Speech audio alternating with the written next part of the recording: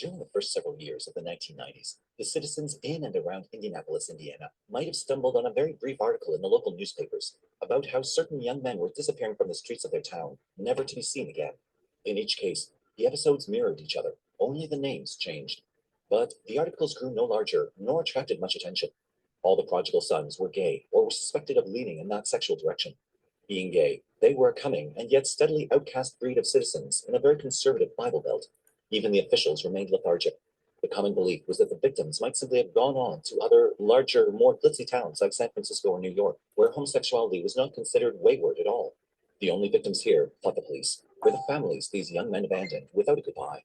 But as the number of disappearances told up, a few members of the community began to realize that there might be something wrong in the Bible Belt. The first to suspect foul play was a private detective named Virgil Vandegrift, the first, in fact, to start putting two and two together to actually add up to four. However, even if he and the believers he eventually recruited from among the law enforcement agencies in the two surrounding counties who took up the search for a killer were not prepared to find a monster, their trail ended in the wooded backyard of a huge private estate where the skeletons of the reported missing persons and others were discovered. Then the media took notice. Then the camera trucks rolled in. Then the killings took headlines. However, who can condemn the media circus that followed? Or perhaps it was not the blood and gore and spittle of the usual sensationalism that often follows a murder. Here, there was more. The graveyard, being dug up by the shovelfuls, was unearthing more than bone. With each stab of a shovel into the dirt, humankind itself was feeling the eerie pain of reality, that there exists in a dark corner of man a skeleton that may come out of the closet at any moment, shouting. The killer, the psycho, the demon, whatever you want to call Herb Baumeister, was a man with a surface so normal that, when his deeper psyche was discovered, made those who knew him wince. He was a family man, an entrepreneur who supported local charities. He looked normal and talked normally, until you really got to know him. He fit all the components of a serial killer, among them the ability to keep his crimes in control and silent under an everyday nonchalance. He was a business owner whose store many townspeople frequented. He definitely wasn't the type of guy you'd suspect of being a sexual psychopath. Herbert Richard Baumeister was born April 7th, 1947, to Dr. Herbert and Elizabeth Baumeister in the Currier and Ives Butler, Tarkenton area of Indiana. A sister, Barbara, was born in 1948, and two brothers followed after, Brad in 1954 and Richard in 1956. As the father's medical practice progressed, he was an anesthesiologist. The family eventually moved to affluent Washington Township. Herbert's childhood seemed normal.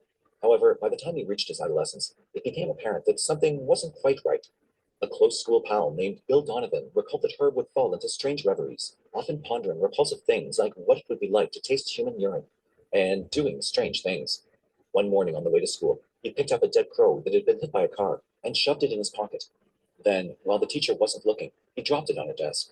Irresponsible and often combustive, Herb's behavior soon caught the attention of his father, who secreted his son off to mental examinations.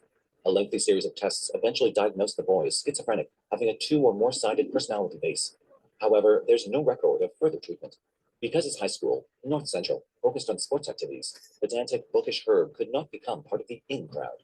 He tried to be one of the bunch, but he just didn't blend in. He withdrew to himself and spent many hours alone. As for his interest in dating, his friend Donovan answers, zero. I never saw him date. In his college years, he remained, as ever, directionless. He dropped out in his freshman year, returned for a semester here and there throughout the next 4 years, but never graduated. Nevertheless, through his father's persistence, his father was a respected man in town. The Indianapolis Star, the major newspaper, hired teenage Herb as a copy boy. Gary Donna, an advertising executive who worked for the paper, remembers that Herb was sensitive as to the way he was viewed and treated by the higher-ups. He obsessively wanted to be somebody. He dressed well and was eager, but again, did not fit in. One odd incident occurred when Herb offered to drive Donna and his friends to the Indiana University football game in hopes that he might become one of the gang. When the day came, he showed up in a hearse, probably acquired through connections with the hospital where his father worked, and, with lights flashing, raced to the game, laughing all the way. People started pulling off the road, recalls Donna. He even wore a chauffeur's cap. He thought it was kind of funny.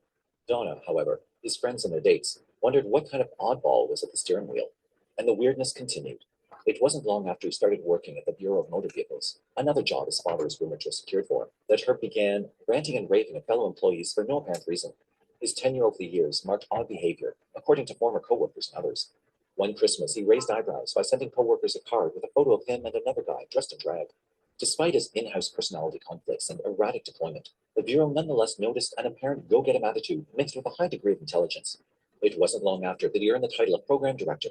Where others might have at this point taken the challenge with an exerted professionalism, Herb's antics increased and flourished. Herb had displayed what those who know him characterized as a bizarre sense of humor.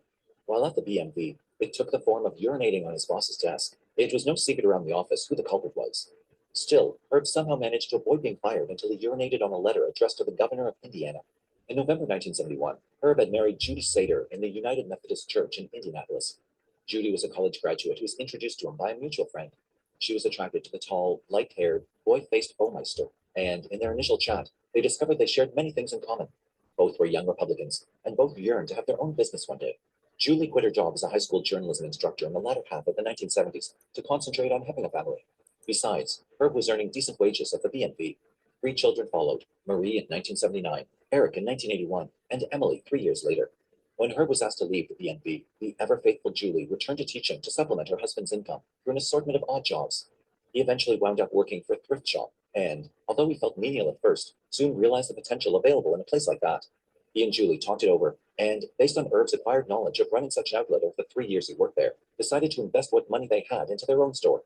They borrowed $4,000 from Herb's now widowed mother, and in 1988 opened Save-A-Lot Thrift in conjunction with the highly respected Children's Bureau of Indianapolis, a centenarian charity benefiting the area's families. The shop, located on 46th Street, sold used clothing, household goods, and a number of second-hand items. The inventory technically belonged to the charity, which in turn received a contracted percentage of the proceeds.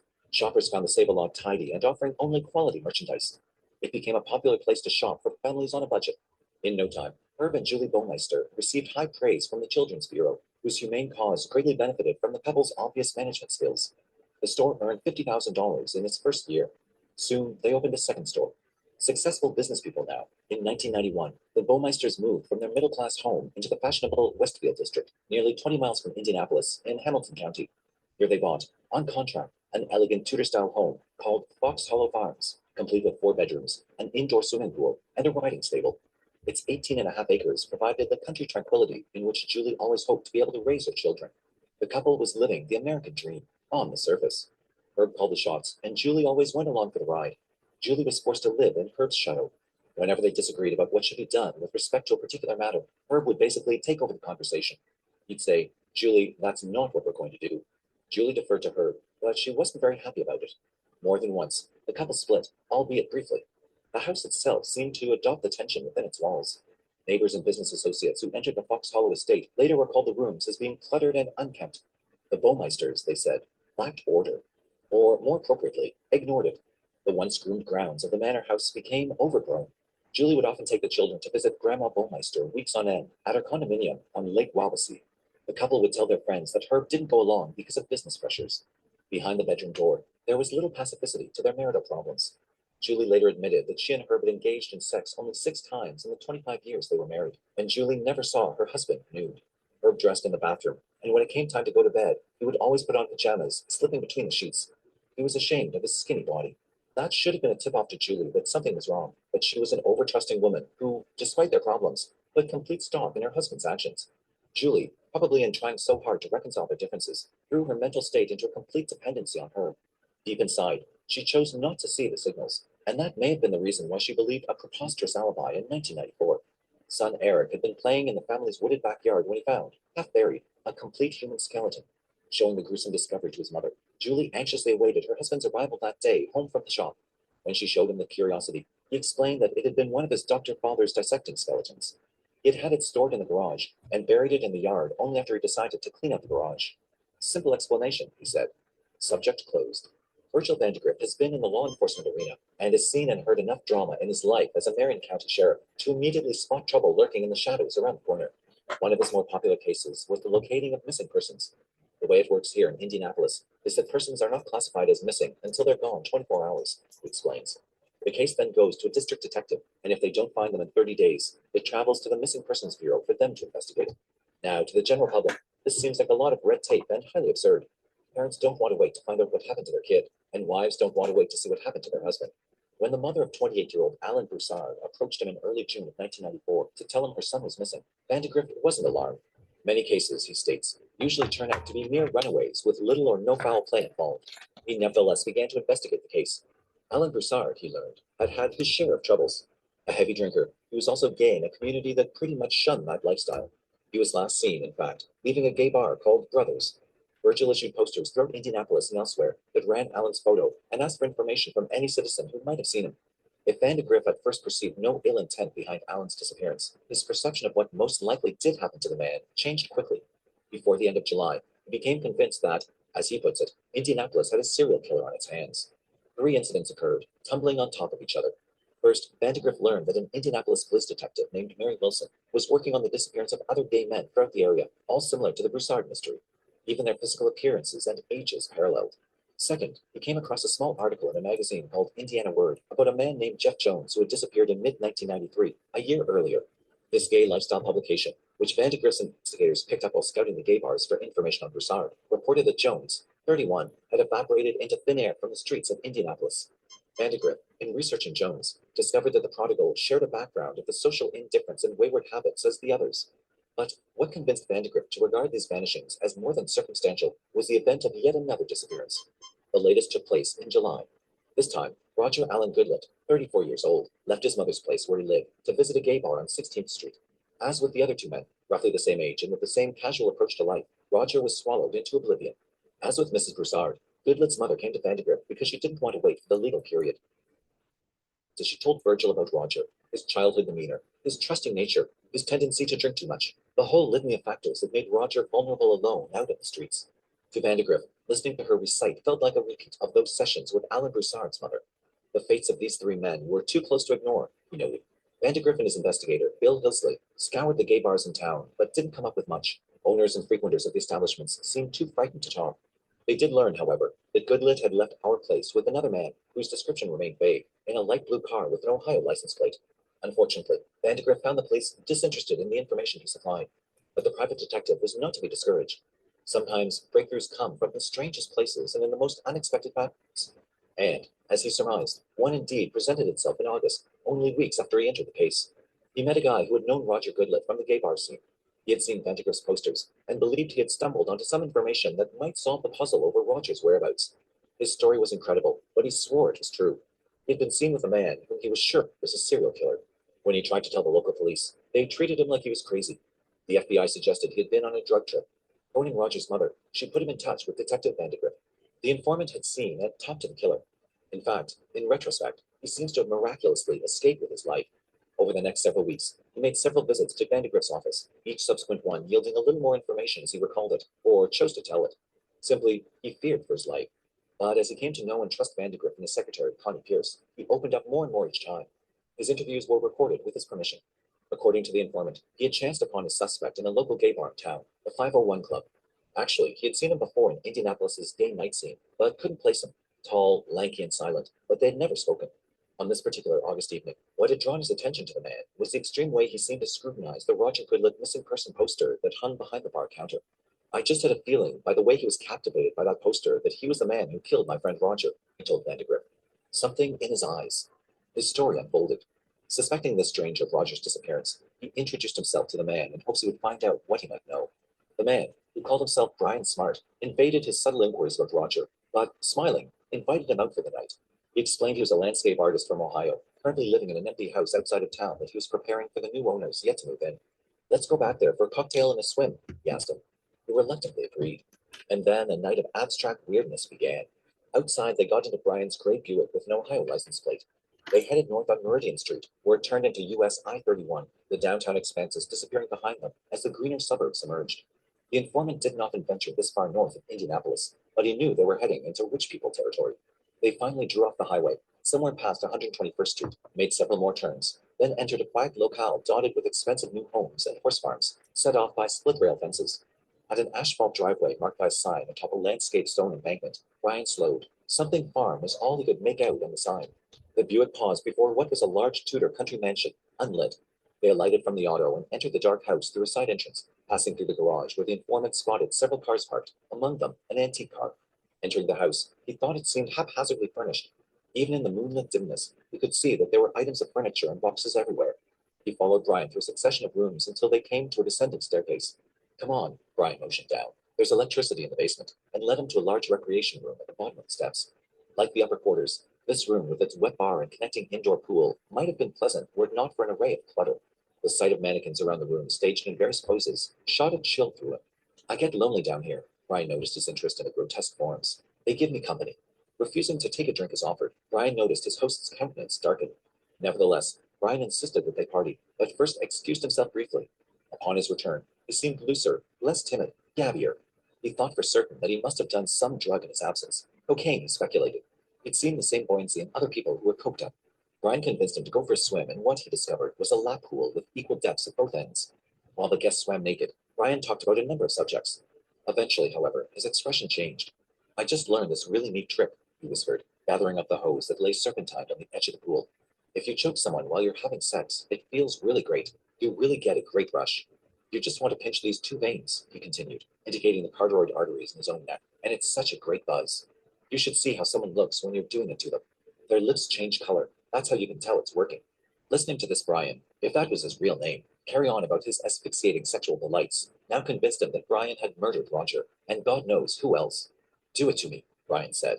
He stripped and laid down on a fold-out couch in the corner of the room and directed him to slip the hose around his throat. As he did so, he masturbated. By then, the informant was so horrified, so numb, he felt compelled to do whatever Brian wanted. It was clear that Brian had been through this routine many times. The only way to find out how these particular sex games ended, the informant reasoned, was to take it all the way with this guy. He placed Brian's hands on his neck now and lay down, awaiting the next step with horror. Brian instinctively took the bait. Bending over his new playmate, Brian tied the choker tight around his throat, his face flushed with anticipation. As the garroting became intense, as the blood pressure mounted in his head, the informant didn't wait for further results. He feigned unconsciousness. Eyes closed, he felt Brian ease up. A slight pause. Brian whispered his name. Another pause before he started shaking him violently. When he opened his eyes and grinned, Brian raged. You scared the shit out of me. You know you can die doing this. There have been accidents. With that, he decided to be frank. Is that what happened to Roger Goodlett? Was he one of your accidents? Were there others? If the informant hoped, however, to raise a confession, he was disappointed. Brian only stared at him, not comprehending, lost in a daze of whatever substance he'd ingested. His only response was a fool's grin. Brian acted as if the whole thing were an amusing little game that he controlled completely. Eventually, Brian's speech slurred and he was overcome with sleep. This gave the guest a chance to scout the upper quarters of the house, for he didn't believe Brian's story that he was only the landscaper here, nor that the estate's owners had not yet moved in. His doubts were confirmed, for in the dark house above, he encountered children's toys and women's clothing in all the rooms. The place was obviously lived in for some time. Now, if he could only find out Brian Smart's real name. This one sounded phony, and he figured the police would love to have this dude's real identity. Creeping back downstairs, he began fingering through Brian's tossed-off trousers for a wallet. But when the other snorted and shook, as if awakening, he dropped the trousers. Unfortunately, before he had another opportunity to spy, Brian awoke. It took some convincing, but he finally made Brian drive him back to town. Dressing, searching for his car keys, he then led him back to the Buick, which he nosed back toward the direction of Indianapolis. Hey, you're a good sport, Brian congratulated his partner. You really know how to play. As the car rolled into town, he made his guest promise to meet him at the 501 Club the following Wednesday. The informant wasn't very clear where Brian's house was actually located, but it seemed to be either Westfield or Carmel, both very exclusive suburbs in Hamilton County. By the directions given, Vandergrift knew the place was outside Marion County, in which Indianapolis sits. The trouble was that the vague description of the house, as stated by the informant, could fit almost any one of 100 estates in that area. All he had to go on was that a sign posted near the driveway read something about farms. But Vandegrift grew anxious as the appointed Wednesday neared for the informant's and Brian's rendezvous. He posted one of his men, Steve Rivers, outside the bar while the informant loitered inside. Because he had spotted several cars in the deviant's garage, Rivers's watchful eyes studied the faces of anyone in any automobile that seemed to cruise by. No one fit Brian's description: brown-haired, long-faced, pale. By the time the bar closed that evening, it became apparent, much to Vandegrift's disappointment, that the informant had been stood up. Realizing that he had uncovered a much larger case than that of a missing person, Vandegrift notified the Indianapolis Police Department. While the police had earlier sent the informant and his incredulous story packing, Virgil took him and his informant to the one person in the department whom he believed would see the value in the tale. She was the no-nonsense detective, Mary Wilson, who, Vandegrift knew, was already working on a number of other missing person cases. He found her a ready ear. Mary Wilson, dark-haired, pretty, and in her mid-40s, had steadfastly worked her way up through the ranks of the Indianapolis Police Department, from beat cop to detective. She had served in the Sex Crimes Division, where she quickly learned the pathology of sexual criminals and the aberrations connected with their acts. By the time she transferred to missing persons, she realized that people aren't always as they seem on the surface. Mary liked almost everything about missing person cases: the sense of closure that came with finding people, talking to family members and friends, retracing someone's steps, following every lead to its logical end, like unraveling all the threads in a piece of cloth. It was the purest kind of police work there was, as far as she was concerned.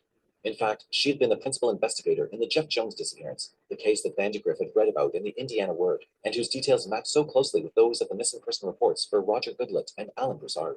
Mary, as it turned out, was investigating disappearances of other Indianapolis men too, those of 20-year-old Richard Hamilton, 21-year-old Johnny Bayer, 28-year-old Alan Livingstone, and others dating back to the early 90s, all homosexuals.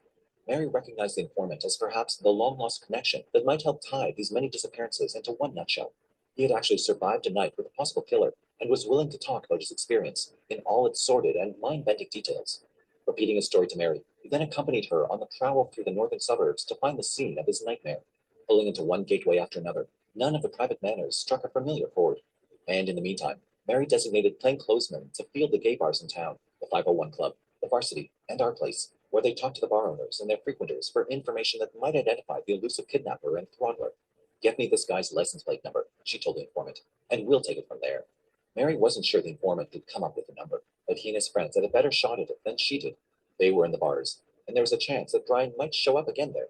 The informant still continued to drop in at Vandegrift's office to speak randomly to Connie Pierce, with whom he felt a bond. Open-minded and sympathetic, Connie also matched her boss's perception of crime fighting in that all pursuits are fair game.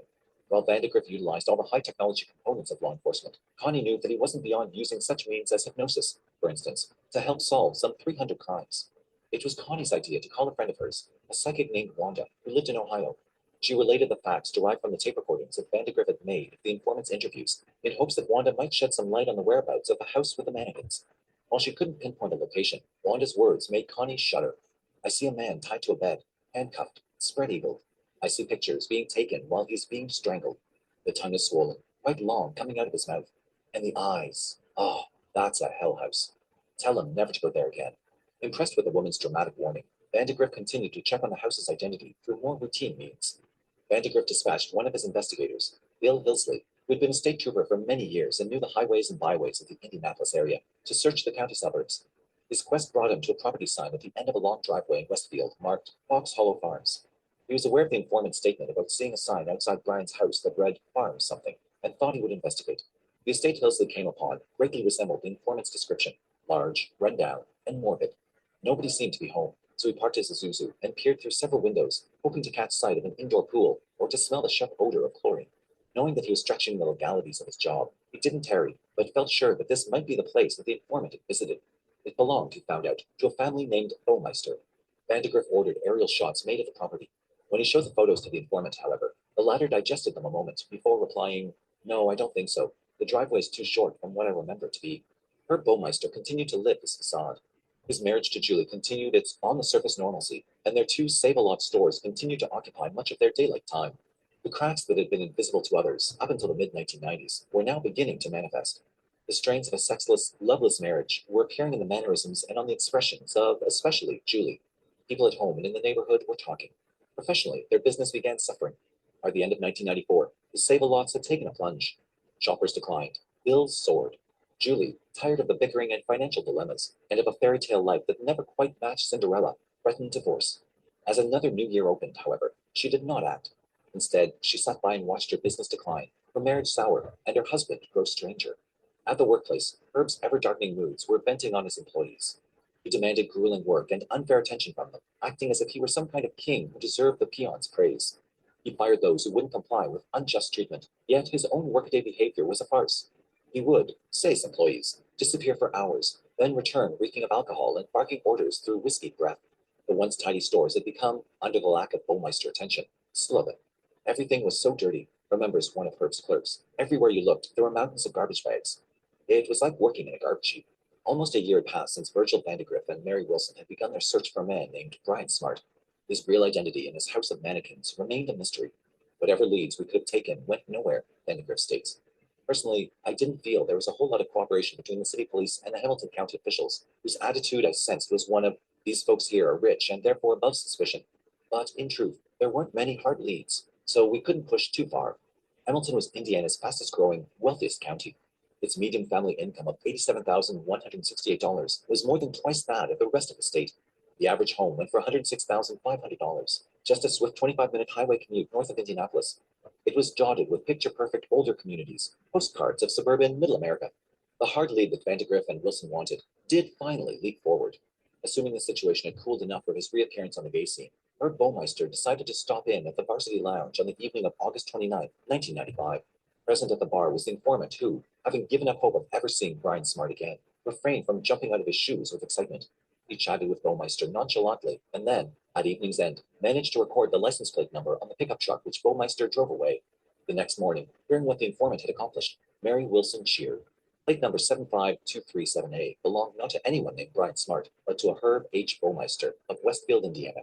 He lived in an estate called Fox Hollow Farms with a wife and children. The manor house, Mary learned, boasted a swimming pool in the basement.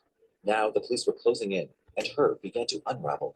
Mary and her boss, Lieutenant Thomas Green, approached Baumeister at his Washington Street store on November 1st after first surveying his actions for a term.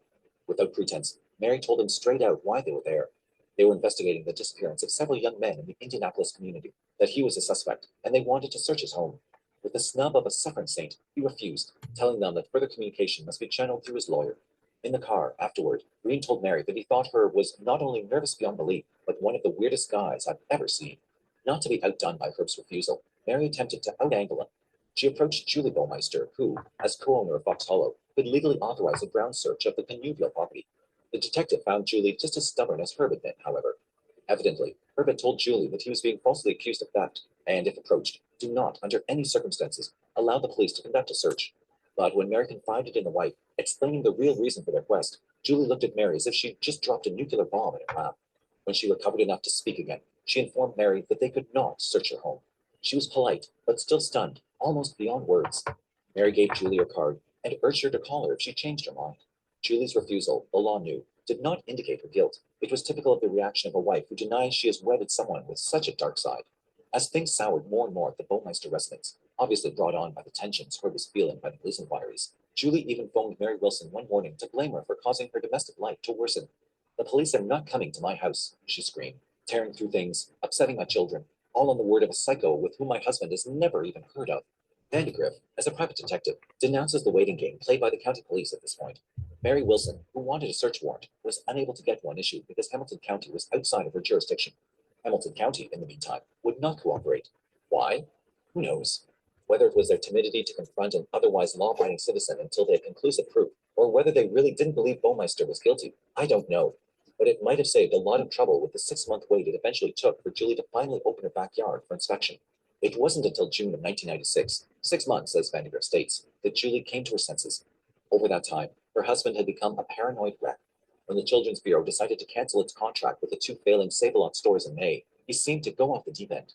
Home life for the woman was now intolerable. Both she and Herb had initiated separate divorce proceedings, and her mind continued, through it all, to replay the doubts about Herb's sanity that Mary had force-fed into her consciousness. Suddenly, she realized that she felt no loyalty to the thing that had been her husband. On June 23rd, she called her lawyer, Bill Wendling, and told him to get in touch with Mary Wilson.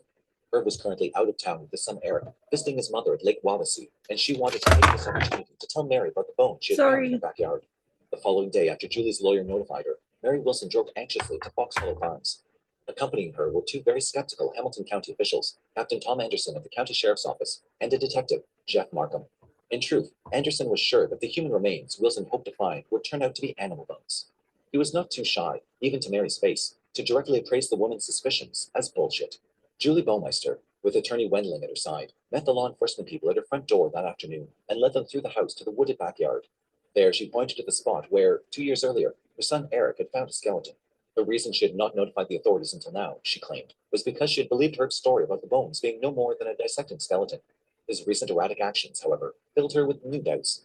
The yard, at first glance, looked normal. But as the men began to kick through the low grass and patches of dirt just beyond the back patio, they encountered a bone about a foot long, charred from having been burned. They weren't sure if it was human. Then, as their eyes focused on the area immediately around them, it quickly became apparent that those many pebbles and rocks strewn across the flat cover were not pebbles and rocks, but fragments of bone. Lawyer Bill Wendling, watching the police scoop up one chipped and broken bone after another, now looked down at his own feet. Like evidence that followed the old adage, so obvious it's unclear, he realized in a chill that he too was standing on what resembled bone chips, here where the Baumeister kids played their innocent child games. At one point, he leaned over to pick up what were obviously human teeth. Pieces of bone lay everywhere. Still, the county people on site were unconvinced that what they were gathering and taking photographs of were human. On this point, they drastically contended with Mary Wilson. Unlike her law enforcement counterparts from Hamilton County, Mary had heard the fear in the informant's voice. She'd seen firsthand how nervous Herb had been, and how he had done everything in his power to keep her off his land, including lying to Julie about their investigation. Now she knew why. She delivered the bags of evidence to forensic anthropologist Stephen Narwaki at the University of Indiana for an examination. His answer was fast coming. They're human, they're recent, and they've been burned. The next day, the police returned to the scene of what looked like one of the worst crimes Indiana ever encountered. It began to appear now that Herb Baumeister's homemade graveyard might contain the remains of those many young homosexuals who, over several years, had vanished from the streets of Indianapolis. This time, other officials joined the original search party to conduct a thorough dig of the premises. Among the group was a prosecuting attorney named Sonia Learkamp and a half score of detectives. Now Rocky came too with two assistants, Matt Williamson and Christopher Schmidt, to perform a scientific exhumation of what was obviously a secreted cemetery. The anthropological team began the hunt by placing small orange flags in the ground wherever a bone fragment appeared. In only a half hour, they dropped nearly 100 such markers. Summing it up, Narwaki exclaimed, "It looks like a mass disaster scene." While the dig continued into the late hours, other policemen checked out the interior of the Baumeister home. They found the mannequins, the wet bar, the pool, just as the informant had described them. However, they uncovered something that he had not seen the evening of his encounter with Baumeister, a semi-hidden video camera that, the police immediately suspected, had been used to tape the strangulations. The case was turning more bizarre hourly. Julie grew anxious about the safety of her son Eric, who was with Herb at Lake Wawasee. Reality seeping in, she feared the limits to which Herb might go if he found out what was happening at home. Prosecutor Learkamp and the county judge drew up custody papers to remove the boy from his father's presence. Efforts were made by Baumeister to hold on to his son, but came to no avail. He had no reason to suspect that his secret had been literally uncovered back at Fox Hollow, and he figured this custody action was just a ploy by Julie to counteract his latest divorce movements. When the police showed up with the proper papers to escort the child home, Herb released him calmly and without menace. Back at the estate, plenty was happening. County interrogators, led by Sheriff's Detective Kenneth Wisman, were beginning to put the pieces of the Baumeister puzzle together. Compost piles yielded heavy degrees of bones where, it appeared, the killer had burned his corpses under piles of leaves and garbage. They interviewed the informant, who told them of Herb's obsession with strangulation and sexual asphyxiation. A big question they'd had: how could Herb have strangled and burned and buried these men without his family's knowledge? Was answered in an interview with Julie herself. She explained that sometimes, for several months at a time, especially summers, she and the children visited Widow Baumeister, leaving Herb alone at home. Balancing the times of the victims' disappearances with the periods that she and her brood were away, the incidences matched. Meanwhile, the excavations in the backyard went on without pause. The number of diggers had swelled to about 60 volunteers, mostly off-duty policemen and firemen. The first couple days' search had produced an amazing 5,500 bones, teeth, and bone fragments, which, according to Narwaki, made up about 4 bodies. After they had combed the entire 18 acres of the Baumeister property, members of the team were soon to learn that their search was far from over. Neighbors from an adjacent farm crossed into the police cordon to inform them that they had found evidence of yet more bones next door. They led investigators to an area cut through with the drainage ditch that separated the two properties. Here in this ditch were so many human ribs, vertebrae, and spines that one of the officials murmured, "Jesus Christ, they're everywhere." The bones were so numerous and more intact than those in the Baumeister land that they actually stuck up visibly from the mud. Shovels drew up not only more bones, but with them, cans of Miller Genuine Draft Beer, Herb's favorite drink, and handcuffs that had probably bound the victims in death. By the time exhumation of this area ended, and by the time that the 140 bones were estimated as those belonging to another 7 men, the mortal count had risen to about 11 men killed.